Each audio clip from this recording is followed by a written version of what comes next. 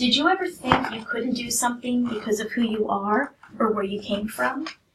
Well, my story is proof that anything is possible. In the early days of the United States of America, life was hard for a lot of people. Pioneers faced harsh weather, lack of food, and wild animals. But life was especially hard for me. Born an Indian girl, I didn't have many rights or much freedom. The white people traveling and trading the land were either scared of Indians or thought we were inferior. Even within my tribe, women were treated as property to be traded, just like horses. No one imagined that I was destined for more than cooking, cleaning, gathering food, raising children, and obeying my husband. Yet while I was a teen, I not only accompanied the explorers Captain Meriwether Lewis and Lieutenant William Clark on one of the most important trips ever made on this continent, I also ensured that the voyage was successful. Our 4,000-mile journey west from the center of the country to the Pacific Ocean was filled with all kinds of danger. We braved rough rivers, near starvation, illnesses, rugged mountains, and terrifying storms. Our goal was to map the unknown area and find a route to the sea for future generations.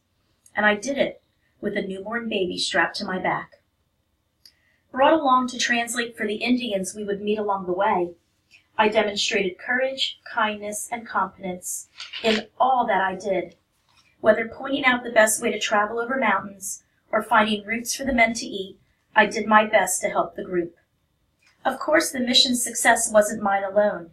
It was due to people from different cultures and places trusting one another and working together. I did go on to become one of the most famous Indians and women in history. However, my biggest triumph was personal. Seeing the great Pacific Ocean, I knew I had achieved more than I or anyone else could have ever imagined. I am Sacagawea. People you will meet. Sacagawea, the teenage member of the Shoshone tribe who helped guide and translate during Lewis and Clark's expedition to the Pacific Ocean. She became a national hero. Jumping Fish, Sacagawea's childhood friend, who was also kidnapped by members of the Hidatsa tribe. Jumping Fish, known for her quick moves, escaped and made it back to her tribe.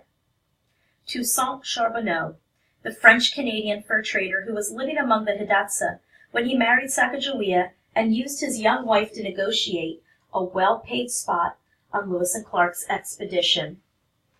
Jean-Baptiste Charbonneau, the son of Jacques Sacagawea and Charbonneau. The infant was not even 2 months old when he was strapped to his mother's back to cross the continent. Meriwether Lewis, President Thomas Jefferson's personal secretary, who headed up the Corps of Discovery to find a route from St. Louis to the Pacific Ocean. William Clark, the military officer who was asked by his friend Lewis to be co-captain of the Corps of Discovery. He developed a special friendship with Sacagawea and eventually wanted to adopt Jean-Baptiste. Kamahawit, Sacagawea's brother and the chief of her Shoshone band. He traded the horses that allowed the Corps of Discovery to make it over the Rockies and on to their final destination. Chapter 1. A Childhood in the Wild. The native peoples who lived in North America long before the United States existed had a diverse group of cultures, despite the fact that the white settlers who arrived called all of them Indians.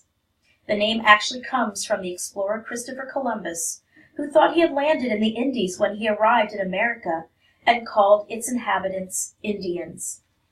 Just like people from different countries, members of different Indian tribes spoke completely different languages and had different customs, even when they lived right near one another. Some tribes were wealthier, others poorer. Some farmed the land, while others existed by fishing, hunting, and gathering. When members of two tribes who didn't speak the same language wanted to communicate, they used sign language, or pictures drawn on the ground with a stick.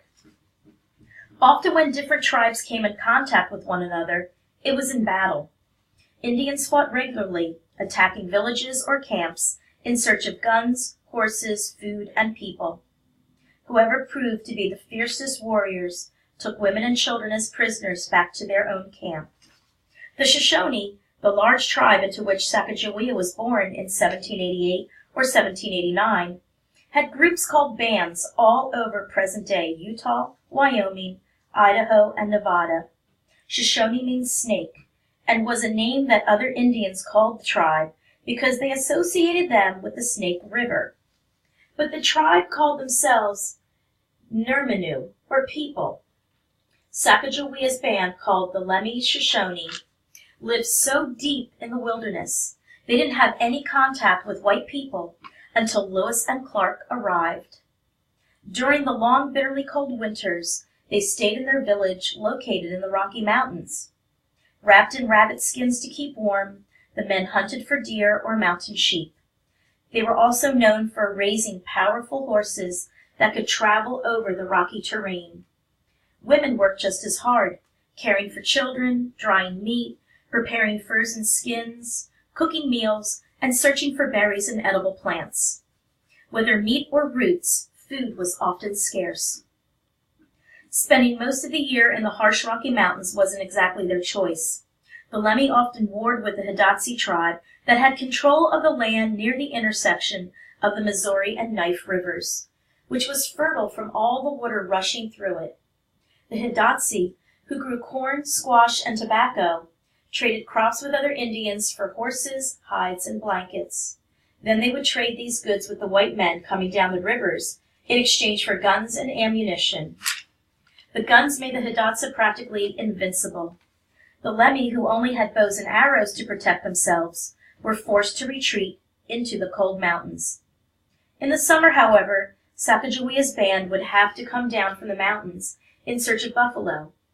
They used every part of the animal: the meat for food, the skins for clothing, the bones for needles and dishes, the tendons for teepees, and the sinew for thread. The threat of the Hidatsa was always there, but finding a buffalo was essential to the Lemhi's survival. The summer Sacagawea was about 12 years old. Her band was on the way to their regular summer camp in Three Forks, Montana, named for the three rivers that meet at one point. The area was perfect for hunting, with cool mountain breezes coming off the Rockies and plenty of wildlife. The abundance of water meant lots of berries and plants for the women to gather. It was a day like any other. Sacagawea left her parents, brother, and sister to join her friend Jumping Fish, who got her name because she was always darting around quickly like a fish in water.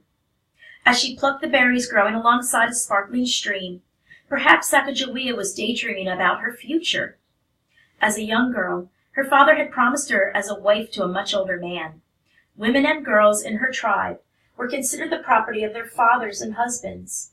Soon enough, she would have to go live with a man, and everything about her life would change. Whether or not Sacagawea was daydreaming, she didn't hear the Hidatsa warriors creeping up behind her on horseback. The women and children, busy with their tasks, had no clue they were silently surrounded. That is, until Lemhi men spotted their enemies and tried to attack.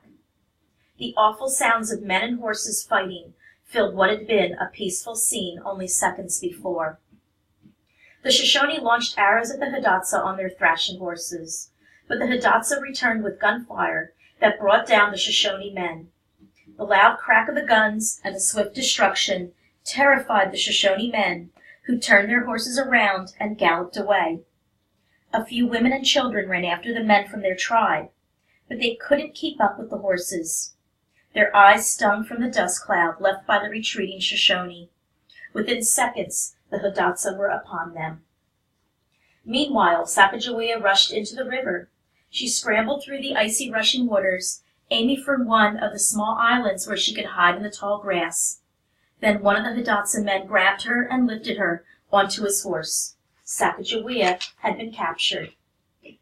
What does Sacagawea mean anyway? Like most Indian tribes, the Lemhi Shoshone had an oral history culture. That means that history, including Sacagawea's name, was passed down by people saying it out loud rather than writing it down. When people did eventually write her name down in stories, they spelled it many different ways, including Sacagawea, Sacagawea, and Sacagawea. Lewis and Clark, who were very bad spellers, had 14 different spellings of her name in their journals. Depending on how it's pronounced, her name means boat pusher or bird woman. Many scholars think Bird Woman makes more sense. Why would people who live in the mountains name a baby Boat Pusher? The warrior held her tightly in his arms while he rode back to his village. As she left behind everything and everyone she knew, Sacagawea may have wondered what was going to happen. Chapter 2, New Worlds to Explore.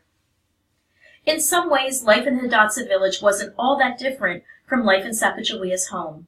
She had to work very hard preparing hides, drying meat, sewing, and doing everything else Indian women were expected to do. However, that's where the comparisons ended. In the cluster of villages on the Missouri River near present-day Bismarck, North Dakota, over 6,000 Hidatsa and Mandan lived together. Unlike her tribe, which used teepees for shelter as they moved around in search of food, the Hidatsa farmed the land and lived in solid earthen huts. They also spoke a completely different language. When she first arrived, Sacagawea had no one to talk to, since her friend Jumping Fish, who had also been captured, managed to escape and find a way back to the Lemhi. The young Indian girl must have been very lonely. Sacagawea learned to speak the Hidatsa language, and after 3 years with the tribe, was considered old enough to be married. She had no choice in the matter. Sacagawea was sold to Toussaint Charbonneau, a French-Canadian fur trader who was known to have a bad temper.